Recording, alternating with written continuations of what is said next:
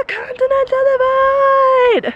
Hey guys, so I'm here in Boulder, Colorado. I'm staying at an Airbnb and I'm just going to take a little walk around the neighborhood and take you with me because you can actually see the mountains over here, which I just love. And I just got back from dinner and I had this really delicious sandwich. I'll be writing a whole post about good foodie finds that I find here.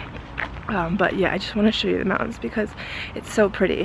So Boulder is actually my first stop on like the North American leg of my travels, and it's one of the places I'm stopping to kind of get a feel for whether it'd be a good home base. And I just, like, I was driving in here and it felt like home. I love it here so much. The people are so friendly. I just went to the supermarket and the people come up to you and say hi and just start a conversation with you. They ask you how your day is, and it's just beautiful. And I mean, I love it here so much. I want to move here. It's so pricey to live here, so even if I couldn't live here long term, it would be nice to just live here for a season, like for the summer or fall. But yeah, we're gonna have fun exploring Boulder this week. It's gonna be great. But for right now, let me show you the mountains. Look at that. It's like right at your doorstep. They have this little community garden here in the neighborhood, and it's so beautiful. And guys, check this out. It says Children's Peace Garden. Connect kids with the earth as they grow and harvest from seed to plate. I love that.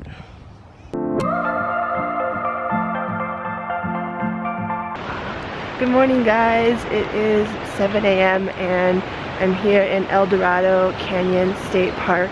Just starting my hike.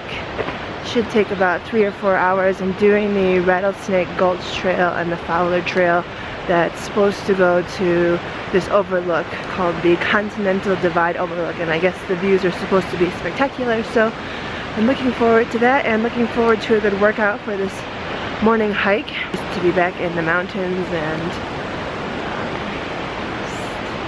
to be back with nature. It's just really rejuvenating always. So yeah, I'm going to take you on a little hike. I'll show you little snippets of the trails here and there, and I mean, the drive in here was so spectacular. I mean, the mountains are just, oh! So yeah, I'll show you around. So I'm only like 2 minutes into my hike and I've already seen a snake and poison ivy, and I'm like trying to reconsider whether or not this is a good idea. But yeah, let me show you. The views are spectacular.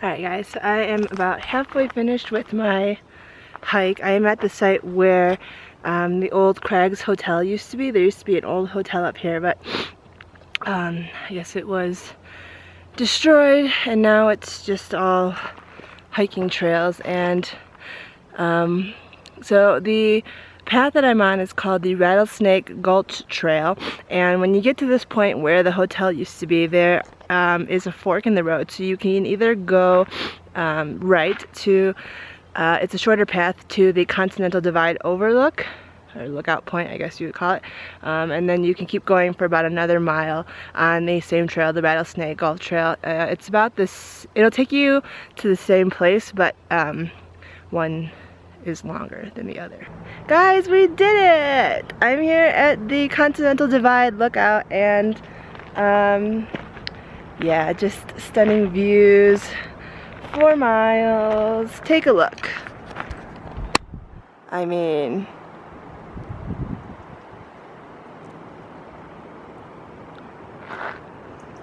so it's hard to tell with the sun in the position that it is at this time of day.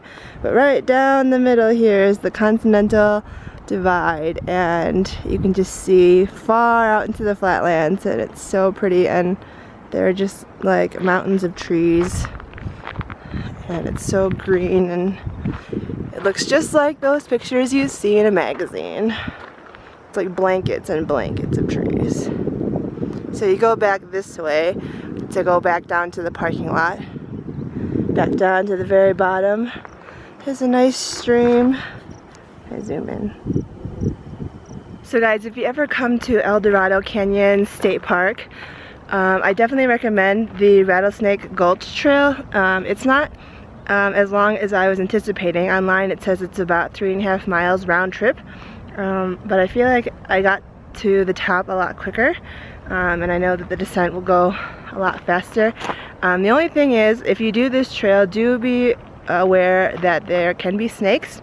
Do be aware of spider webs and poison ivy. At the entrance they have a board with any warning signs or anything that you should pay attention to while you're on the trails. And of course, just be safe, wear proper hiking boots, drink lots of water, and if you're gonna come on the weekends especially, definitely come really early. I think it's about 7:30 or 8 o'clock now, because there's nobody here on the trails, and the later in the day it becomes, the more crowded it gets.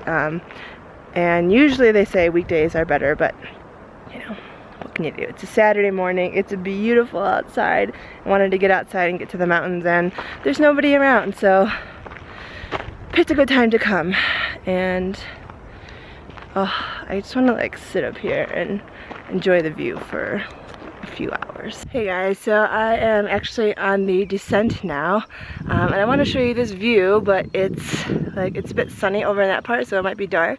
But over on this side, it's hard to see, there is an abandoned railroad track, and you can't actually go over there. You'd be trespassing if you did. But man, the views are killer!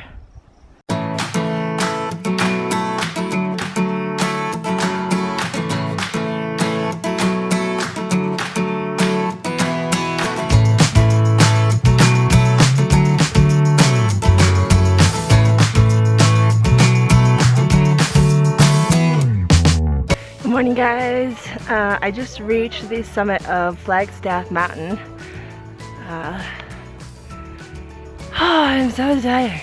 Anyway, I'm not really sure how long it was in miles. All of the websites online say it's about 3 miles round trip, but it felt like it was 3 miles one way, and it is a very moderate hike. Good exercise for the morning, and I think from the summit the view isn't that great, only because there are pine trees everywhere, so you can't really see out very far, but there are better views like when you're hiking on the trails. And it's actually a really nice summit. They have bathrooms up here and an amphitheater and picnic tables where you can go eat, and yeah, there are a couple of guys back there that are being really noisy and they keep swearing. A little bit of a disturbance to nature, don't you think? I don't know. Anyway, I'll walk around a little bit so you guys can just kind of see the surrounding areas. But yeah, it's quite nice. It's not too hot outside yet, and it's about 7:30 in the morning. And they have all of these warnings, as you can see. Be aware of mountain lions and bears. If you encounter a bear, fight back. I was never under the impression that if you saw a bear you were supposed to fight back. I guess different resources say different things, but some people say you should like crawl on the ground and like curl up in a ball and make yourself as small as possible. Others say you should make yourself as large as possible and make a lot of noise. Yeah. I just wanted to take a second to talk about safety when hiking, especially by yourself. I tend to like going hiking alone, although that's not exactly the safest method, especially if you're in areas like national parks and state parks where there are a lot of wild animals like bears and snakes and a lot of potentially poisonous bugs and lions and deer and things. if you're gonna go hiking alone, it's important to know how to take care of yourself if you do encounter an animal that is much larger than you are, as well as to protect yourself with sunscreen and bug repellent, and to know like which plants are poisonous, which like berries you come across are, you know, good to eat and not so good to eat. I myself am not fully knowledgeable on all of those things. It's something I kind of learn with each hike that I do, but just take extra precautions when you're hiking, especially if you're doing a moderate or a strenuous hike. Don't listen to music while you are hiking. It's important to be able to hear your surroundings, because if you're listening to music, you might not be able to hear a wild animal approaching you, and it could take you by surprise. Hold on, I'm eating chips. I want to eat chips. I'm eating a snack because I'm hungry. But yeah, just, it's important, I think, when you're hiking in nature to be respectful of the grounds that you're walking, and to, you know, don't litter, you know, engage all 5 senses when you're hiking so that you can take care of yourself and protect yourself and just enjoy the scenery, you know. I think a lot of us live in these big cities or kind of rural areas where it's nothing but man-made buildings all over, and we don't get very many opportunities to come out in nature. And so when we do, we kind of, at least I know I do sometimes, I take my big city habits with me into nature, and it's not always a good thing. So when you start your hike, take a picture of the signs at the entrance of the trailheads that have safety information, like which numbers to call, like if you need help, or you see a wild animal, or you need to be evacuated for any reason.